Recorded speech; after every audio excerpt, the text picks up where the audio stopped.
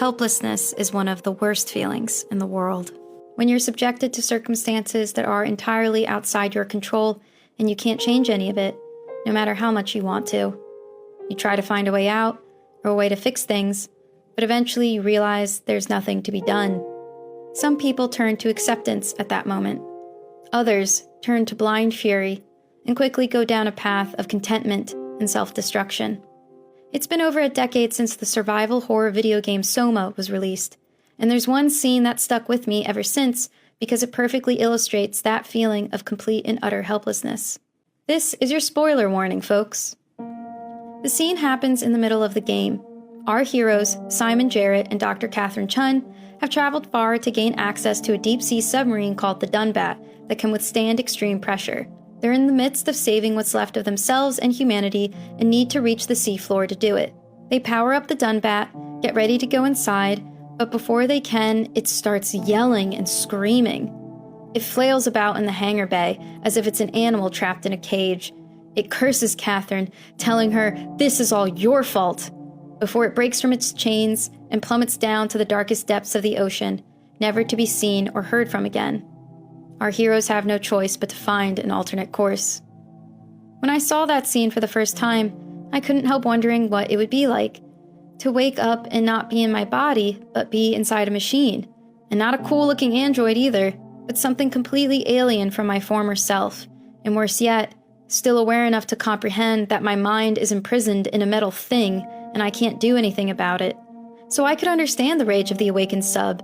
I'd be furious too if anyone did that to me. I have a mouth and I will scream, damn it. But something I always found curious is that it blamed Catherine for its predicament. The mind in the Dunbat is a brain scan that she captured, sure, but Catherine didn't put the scan in the sub. Rather, she uploaded it to the Ark, an augmented reality vessel that acts as a virtual utopia for its inhabitants. In fact, the Ark is what Simon and Catherine are trying to save in the game, because it hosts the last souls of humanity after all life on the Earth's surface is wiped out. They're trying to reach the ocean floor to use a device to launch the Ark into space where it can operate safely for thousands of years. It doesn't sound like much, but it ends up being all that's left of the human race, and its creator, Catherine, is to thank for it. So whoever's mind is in the Dunbat, there's another copy of themselves inside the Ark. But that doesn't mean much when this copy wakes up as a piece of machinery. All it knows is that one moment it was with Catherine, sitting down to get their brain scan done, and the next moment they're a fucking submarine, so it must be her fault. The irony of the situation is that Catherine is a brain scan herself, stuck inside a small handheld computer.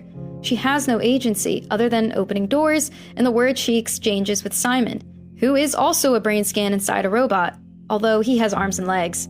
And yet, at no point does Catherine express the same despair. In fact, out of all the brain scans who become aware of their terrible predicament, Catherine is the only one who seems to maintain her composure. She even tells Simon that she finds it easier to be a robot than a human. The Dunbat scene isn't the first time existential horror is blamed on Catherine or occurs in front of her.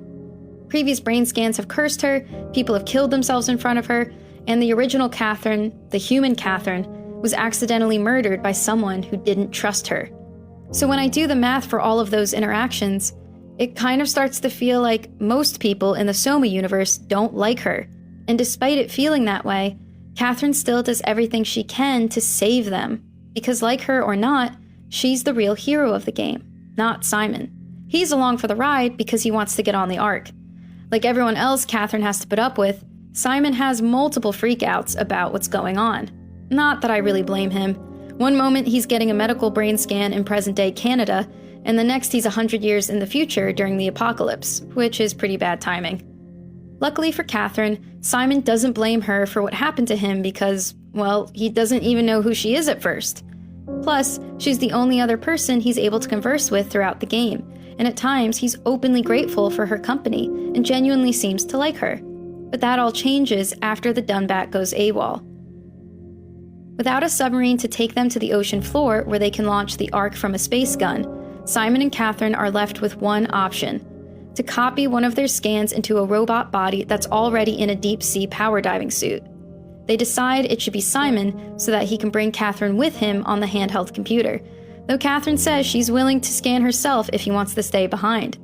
But Simon is resolute and agrees to the scan. He asks her if it'll be like before, when he was scanned in Canada. She says yes, and that it'll be like closing his eyes in one body and opening them up in a new one. And this is where I need to talk about Catherine's habit of omitting certain facts to Simon, because what she says isn't a lie, but it isn't the whole truth either. For the new copy, it will be like closing eyes in one body and opening them up in a new one. But for the Simon who's getting scanned, the one who's asking her about the process, it'll be like nothing happened. He'll blink and still be in the same body. But Catherine doesn't clarify this, and Simon only grasps the reality of it after the scan is complete. So now there are two Simons, and the new one is pissed. The old one is conveniently asleep.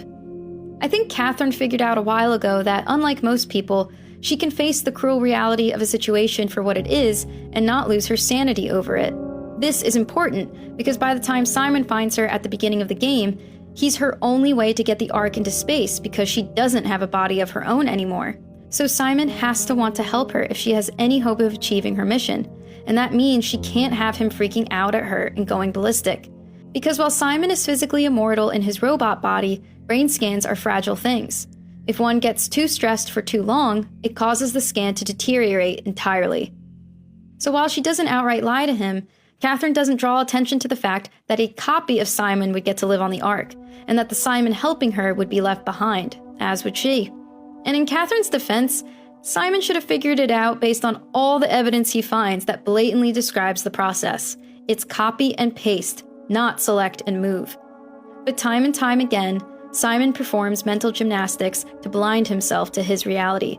And if that's what will keep him sane, Catherine will play along. When the new Simon starts to lash out at Catherine, she becomes docile and practically chokes up. She says that she's sorry, and that she assumed he understood how the process worked. New Simon calls her disgusting, and insists that there can't be two of him. The player, now as new Simon, is then given the option to kill the sleeping Simon, or leave him to wake up completely alone. While he's unnerved by the whole situation, this option gives Simon a sense of control, so he doesn't go insane and still wants to launch the Ark, much to Catherine's off-screen relief. So their journey continues. The power suit plan works, and by the end of the game, Simon and Catherine have successfully made it to the ocean floor. They load the Ark into the underwater space gun and prepare for its launch while being scanned in it at the same time. The gun fires and the Ark is launched at the exact moment their scans are fully copied over.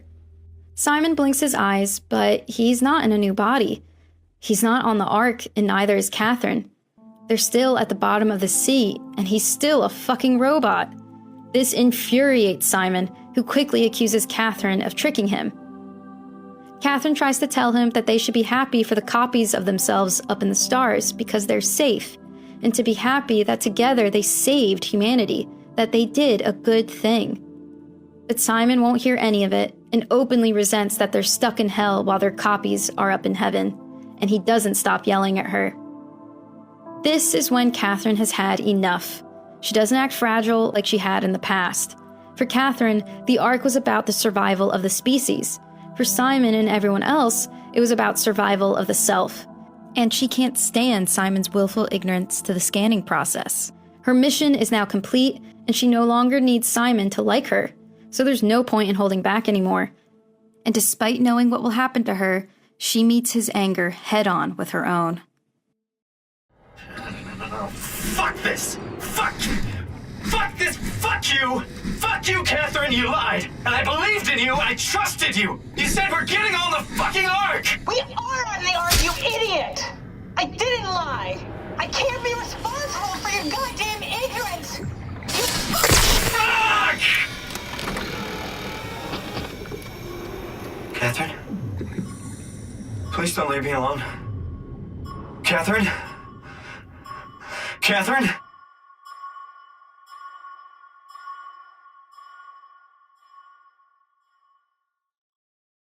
And thus, Simon becomes the Dunbat, left alone in the darkest depths, never to be seen or heard from again, because he let his anger at Catherine take control. It's truly a horrific fate, and one that stayed in my head even all these years later. To be honest, I still haven't figured out what the lesson of this story is. it's incredibly dark. But if I look at Catherine, the person who refused to give up on doing something for the greater good, it's to persevere in the face of overwhelming odds and misplaced anger. To keep your shit together emotionally and intellectually, even when everyone else has given way to madness. And if that isn't the perfect lesson for the chaotic, terrifying, and very real reality that is living on planet Earth in 2026, I'm not sure what is.